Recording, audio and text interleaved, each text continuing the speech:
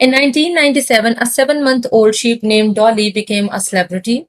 Dr. Ian Wilmot, a Scottish scientist, announced to the world that he had created her using a procedure called cloning. Cloning is a method that scientists use to produce a genetic copy of another individual. In other words, Dolly was a clone of her mother. So the first step is scientists took other cells from Dolly's DNA mother. They let the cells multiply and then they stopped the process when they had divided enough. The second step is they took an egg cell from a different sheep and removed the nucleus. Third, they put one other cell next to the egg cell without a nucleus and joined them using electricity. The egg cell now contained all the other cells' DNA.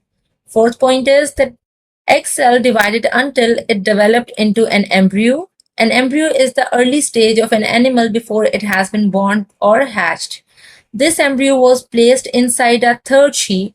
5 months later, this sheep gave birth to Dolly. It took scientists 277 tries to succeed in cloning Dolly. To make her, Dr. Wilmot used a complicated method called nuclear transfer. In this method, scientists remove a nucleus from one cell and transfer or move it to a different cell. Question number 1. Why did scientists select nucleus for the cloning of a sheep? Option A, the nucleus contained the somatic cells. Option B, nucleus transforms the other cells into an embryo. Option C, nucleus is responsible for the transfer of genetic material. And option D is nucleus comes from other cells. So from the literature, we know that nucleus is responsible for transfer of genetic material of the parents to children. So we will choose option C over here. Question number 2, this passage describes the sequence of events involved in cloning a sheep. What happened after the scientists took other cells and an egg cell from different sheep? Option A, the egg cell was joined to an udder cell using electricity. Option B, the embryo was placed inside another sheep. Option C, scientists took other cells from Dolly's DNA mother. And the last option is the egg cell was divided until it formed an embryo. All the statements are correct, but we have to find what happens next when scientists took udder cell and an egg cell from different sheep. So if we look at the steps, they joined the both cells using electricity. So that's why we will choose option A over here. The egg cell was joined to an udder cell using electricity. Question number 3. As a part of the process of cloning a sheep, scientists placed the embryo inside a sheep, which eventually gave birth to Dolly. Based on this evidence, what conclusion can be made? Option A, cloning a sheep requires many egg cells and udder cells. It's not necessary. Cloning can be done by using only one egg cell and one udder cell. So option A is incorrect. Option B, an embryo can develop into an animal on its own outside another animal's body. That is also incorrect. Option C, the embryo had to develop inside a mother sheep for a period of time. That is the correct option because it took 5 months for the mother to give birth to Dolly. So option C is the correct option, but let's read the option D as well. The embryo has to develop in the DNA mother's body for the cloning process to be successful. So it's not necessary that it should be DNA mother's body. It can be any other sheep's body. So that's why option D is also incorrect. We will choose option C over here. Question number 4. Based on the information in the text, what can you infer about the process of cloning a sheep? Option A, cloning cannot be done more than once. That's not necessary. Scientists took 277 tries before getting successful. Option B, cloning a sheep can happen overnight. That is also incorrect. Option C, cloning does not happen naturally in sheep. So that is the correct option because there is a particular procedure to do cloning. So that's why we'll choose option C over here. Question number 5. What is mainly did you understand from the text? Option A, an embryo is the early stage of an animal before it has been born or hatched. Option B, Dolly's DNA mother provided the other cells that helped scientists make Dolly. Option C, scientists cloned a sheep using other cells from one sheep and an egg cell from another. Option D, other cells and egg cells can be joined together in electric current. Although all 4 statements are correct, but we have to choose the main statement out of the text. which is option C. Scientists cloned a sheep using udder cells from one sheep and one egg cell from another. Question number 6. Choose the answer that best completes the sentence. The udder cell and the egg cell were joined using electricity. As a result, the egg cell contained the entire udder cell's dash. Option A, nucleus, B, embryo, C, DNA, and the last option is udder cell. So it is mentioned in the third step as well. The egg cell now contained all the udder cell's DNA. So we will choose option C over here, DNA. Question number 7. Identify the correct option by evaluating the statements. Statement A. Scientific research has identified many possible reasons for the decline of European honeybee population, including viruses, parasites, insecticides, stress, and diet. That statement is true. Statement B. Colony collapse disorder is the disappearance of honeybee population from their colonies in summer. So statement B is not correct because the colony collapse disorder is a phenomenon where most worker bees in the hive suddenly disappear, leaving behind the queen, food, and a few nurse bees to care for the remaining immature bees. This leads to the collapse of the bee colony since there are not enough worker bees to support. So the exact cause is unclear, but it is thought that it involves a combination of factors like pesticides, disease, and environmental stressors. So it's not because of summer. We will choose option C over here. Statement A is correct and B is incorrect.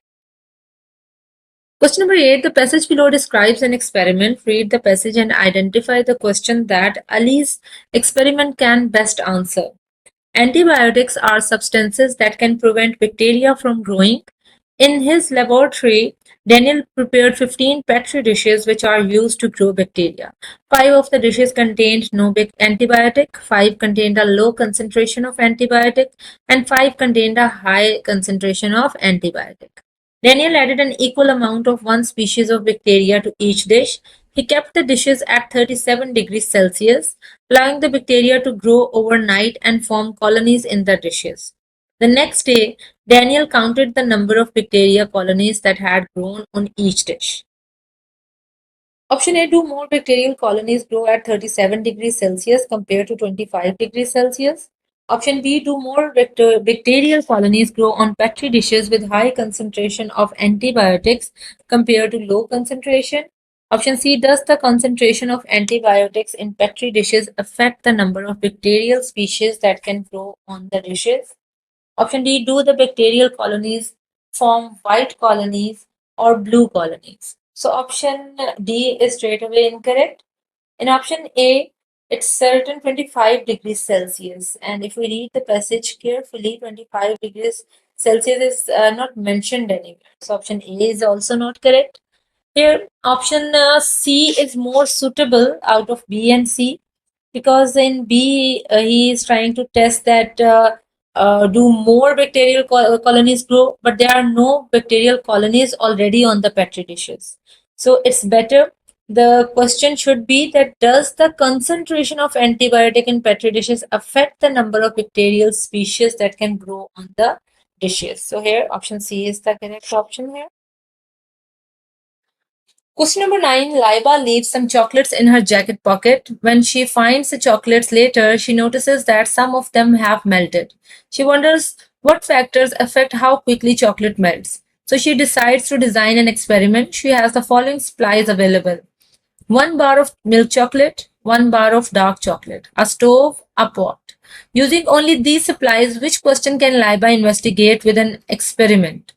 Option A. Does milk chocolate or dark chocolate melt faster when heated on the stove? So option A can be our correct option because we can see all the things are mentioned in the list of the variables. Option B. Does milk chocolate melt faster when heated in a microwave or in a stove? So no microwave is mentioned in the list, so option B is not correct. Option C. Does dark chocolate or white chocolate melt faster when heated on the stove? Option D is, does dark chocolate melt faster when heated in the microwave or on the stove? So here no white chocolate or microwave given in the list of variables. So Both options are incorrect. We will choose option A over here. Question number 10. What is the main function of the Golgi in an animal cell? Option A, to fill the space between the cell membrane and the nucleus. Option B, to break down sugar and release energy that the cell can use. Option C, to package proteins and other substance and send them to different parts of the cell. Option D, to break down worn out cell parts. So the function of the Golgi is to package proteins and other substance and send them to different parts of the cell. Question number 11. Ajmal is an astronaut. Standing on the surface of the moon, he throws a ball upwards. The ball would, option A, directly fall down from the point it is released. Option B, hang in space. C, go up and then come back to the surface of the moon. And the last option is keep going up, never to come back. So here option C will be the correct option. It will go up and then come back to the surface of the moon due to the gravitational force of the moon. Question number 12. People can use the engineering design process to develop solutions to problems. One step in the process is testing if a potential solution meets the requirements of the design. The passage below describes how the engineering design process was used to test a solution to a problem. Read the passage, then answer the question below. Asif was installing solar panels on the roof of a client's house. The panels had to provide enough electricity to power the house year round. He needed to decide how many panels to install and which side of the roof to install them on. If he put the panels on the side that got the most sun, then he could choose fewer panels and the client would save money. Asif installed sunlight sensors on both sides of the roof. Then he measured the amount of sunlight the sensors on each side of the roof recorded over one sunny day summer. Which of the following could Asif's test show? Option A, which side of the roof got more sun over one day? Option B, the amount of sunlight the roof would get throughout the year. C, how many solar panels could fit on each side of the roof. D, all of above. So as Asif has installed sunlight sensors on both sides of the roof to measure the amount of sunlight in one day, he should test the question given in option A. So if he tests the question given in option A, which side of the roof got more sun over one day, he can find out that how many solar panels can be installed on the roof, and secondly, what will be the amount of sunlight on the roof throughout the year. So here option A is the correct option. Question number 13. In a study about headaches, doctor gave patients Aleve, Tylenol, Advil, and Excedrin to see which medication would relieve the headache pain the fastest. The doctors timed how long it took the medication to work. Which is the following is an independent variable? Option A, amount of medication. So to make it a fair test, they can give the same amount of each medicine. Option B, headaches. Maybe the doctors are taking the patients with same type of headaches. Option C, amount of time until pain was relieved. So it depends upon the types of the pain reliever as well. Option D, types of pain reliever. So here our independent variable will be types of pain reliever. Question number 14. Look at the variety of plants growing together in this greenhouse. One of the types of plants shown has genes that contain instructions for growing broad red leaves. Another type has genes that contain instructions for growing flowers and green. All the plants received about the same amount of water, nutrients, and sunlight as they grew. What most likely caused the different types of plants in the greenhouse to have different traits? Option A, mainly genetic factors. B, mainly environmental factors. C, pollination. D, crossbreeding. So if we read the given information carefully, it's mentioned that the genes of the plants are showing different characteristics of the plants. So that's why we will choose option A. It's mainly genetic factors.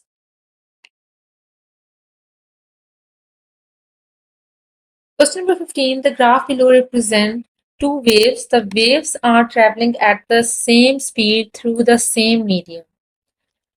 Select the correct option. Option A, the amplitude is greater for wave 1.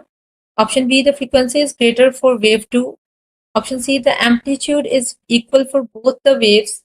And option D, the frequency is equal to the amplitude. So the amplitude of the wave is the height of the wave from its resting position to its highest point, that is known as crest, or the lowest point, which is known as trough. So if we look at the both graphs, the amplitude of the wave 1 is greater than the amplitude of the wave 2. So we can choose option A over here.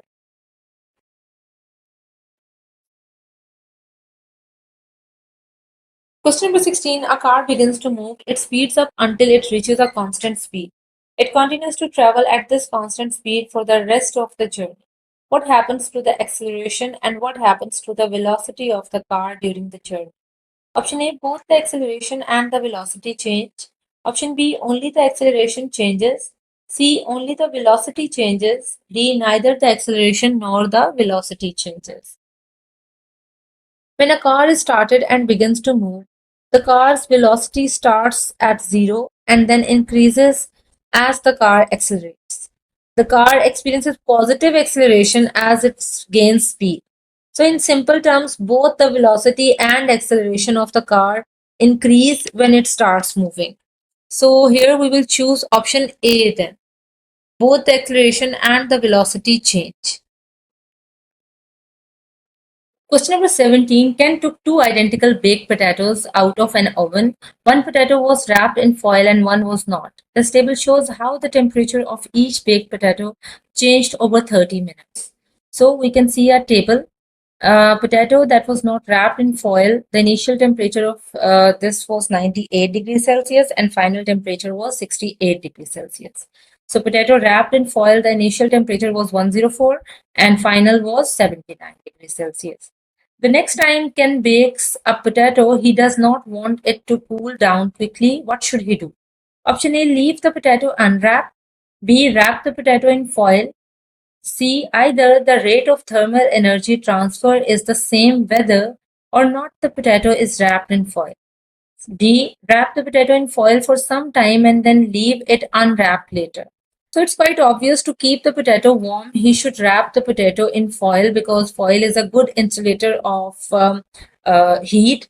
Saves heat by reflecting it back towards the source, and it has shiny surface that bounces heat energy, preventing it from escaping. So this keeps things warm. Secondly, it works as a barrier between the air and moisture. So it can keep the things warm.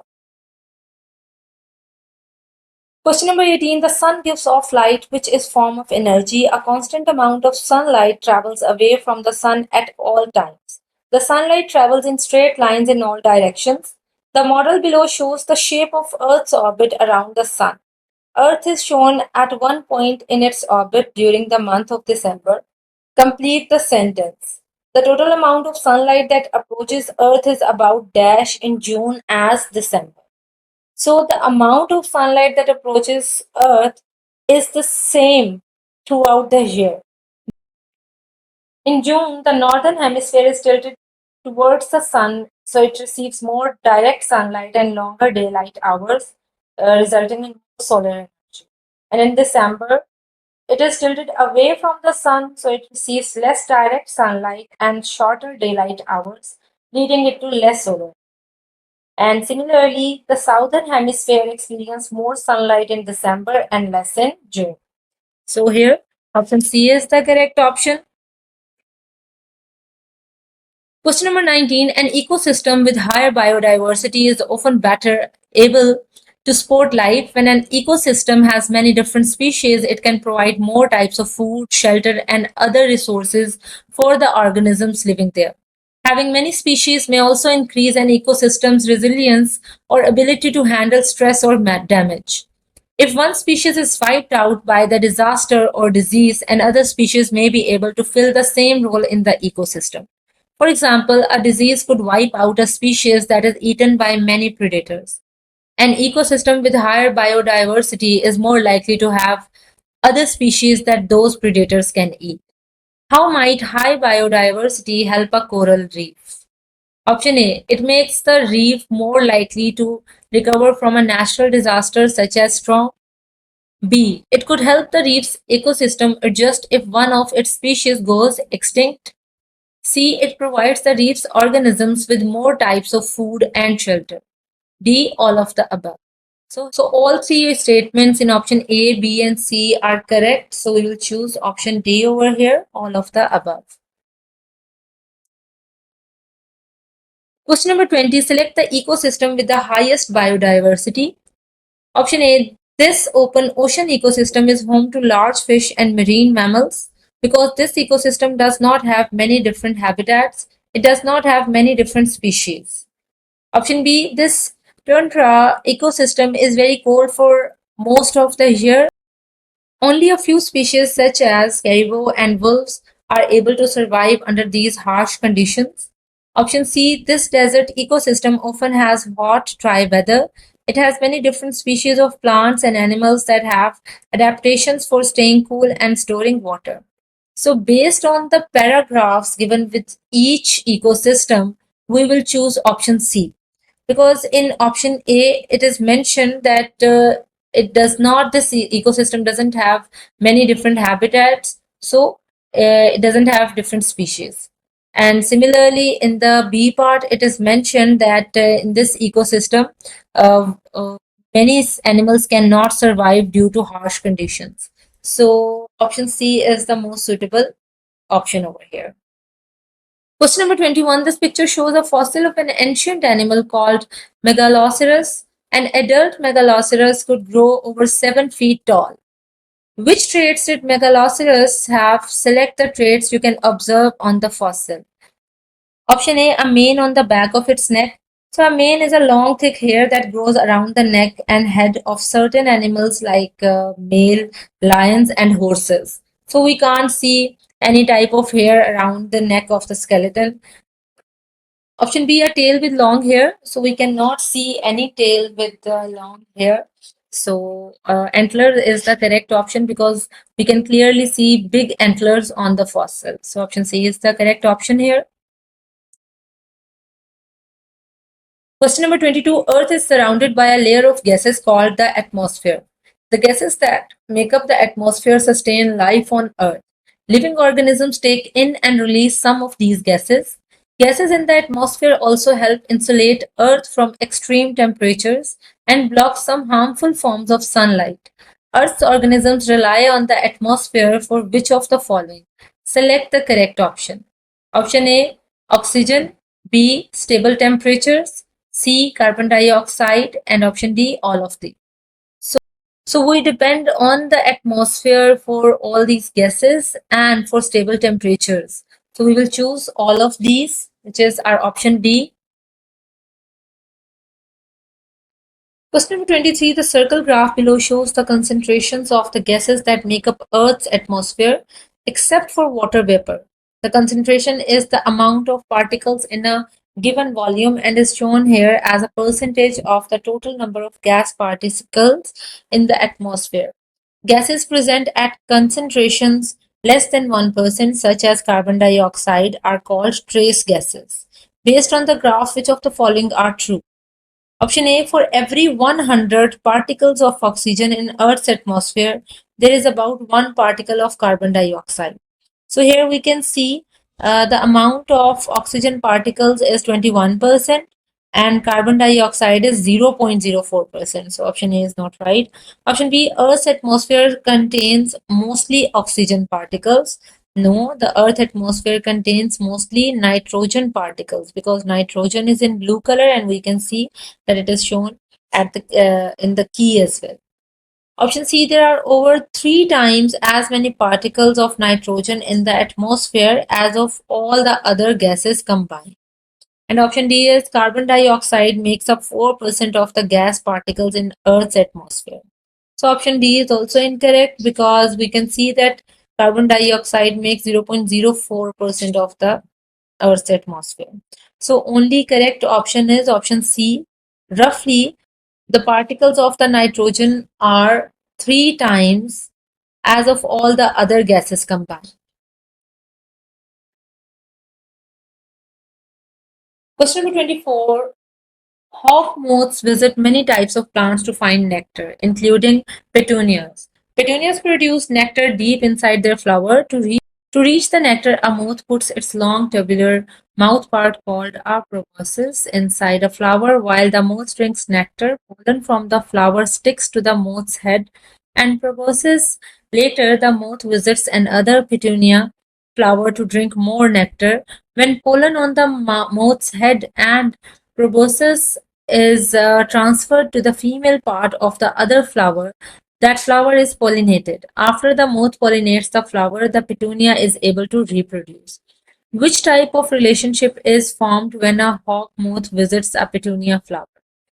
Option A, commensal, B, mutualistic, C, parasitic, D, none of these. So option B is the correct option here. It's mutualistic for both because hawk moths drink nectar from the petunia and in return they help them to get pollinated and reproduce. So that's why it's beneficial relationship for both. Question number 25. The temperate mountains of Yellowstone National Park in Wyoming are made from volcanic rocks. These mountains are home to many large mammal species. For example, gray wolves are common predators in this habitat. Gray wolves hunt in packs to capture the elk, white-tailed deer, and bison that live in the mountains. Coyotes often eat the scraps of prey animals that wolf packs leave behind. After the coyotes have fed, birds such as ravens and magpies eat the meat that remains on the animal bones. Which of the following best describes the population in the mountains of Yellowstone National Park? Option A, the elk, the coyotes, and the volcanic rock. Option B, the magpies and the ravens. Option C, a pack of grey wolves. And option D, none of the above. So here they have mentioned that these mountains are home to many large mammal species. For example, grey wolves. So the only mammal in the given list of animals is a pack of grey wolves. So we will choose option C over here. Question number 26. Sam is making soap at home using the saponification reaction. Her soap recipe uses coconut oil. The melting point of coconut oil is 76 degrees Fahrenheit. Sam is making the soap in her kitchen where the temperature is currently 82 degrees Fahrenheit. Which of the following statement is true? Option A, because the temperature in Sam's kitchen is higher than the melting point of the coconut oil is a liquid. So that is our correct option because melting point of a substance is the temperature at which it will be in the liquid form. So here, obviously the temperature of the kitchen is more than the melting point of the coconut oil. So coconut oil will be in the liquid form. So option A is the correct one, but we will read the rest of the options as well. Option B, the coconut oil forms a soap regardless of the higher temperatures in the Sam's kitchen. That is wrong because coconut oil will be in the liquid form, but we know that soaps are solids. Option C, a substance's melting point is lower when the attractions between its molecules are stronger. It's wrong because when molecules are stronger, then the melting point is usually high. So that's why it's not correct. Option D, a large amount of coconut oil has a higher melting point than a small amount of coconut oil. That is also incorrect. The coconut oil has the melting point that is 76 degrees Fahrenheit. Doesn't matter it is in large amount or less. So here we will choose option A only. Question number 27. A known metal used to preserve food material is option A, carbon, option B, phosphorus, option C, sulfur, and option D, nitrogen. So here nitrogen is a gas which is used to preserve the food because it doesn't react with food. It keeps oxygen away, prevailing spoilage, and it stops bacteria and mold from growing. It keeps the food fresh longer, and it's safe and natural method. So we will choose option D over here. Question number 28. Aluminium is used for making cooking utensils. Which of the following properties of aluminium are responsible for the same? good thermal conductivity, good electrical conductivity, ductility, high melting point. Ductility is means that we can stretch the aluminium to make wires or foil. So it's kind of flexible. So now to make the cooking utensils, an object should be good heat conductor, and secondly, it should have high melting.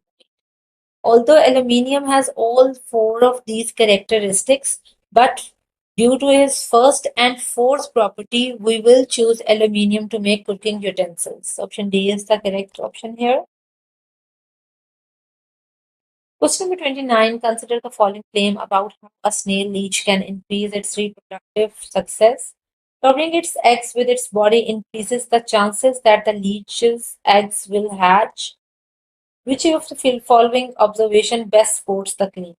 Option A, leech eggs are eaten less often when they are covered with leeches. B, water snails that live in freshwater streams often try to eat leech eggs. C, most leeches do not move anywhere while they are covering their eggs. D, all of the above. So here option A is the correct option. In this way, leeches protect their eggs, so when they are covered by the leeches, they are eaten less often.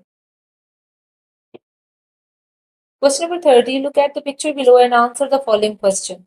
At which of the following locations does light strike Earth with the greatest intensity? Option A, the equator. Option B, the North Pole. Option C, the South Pole. Option D, the intensity of the sunlight will be the same at all locations on Earth. The sunlight strikes most intensely at the equator. This is because the sun's rays hit the equator directly rather than at any angle, make the sunlight more concentrated and intense. So that's why we will choose option A, the equator.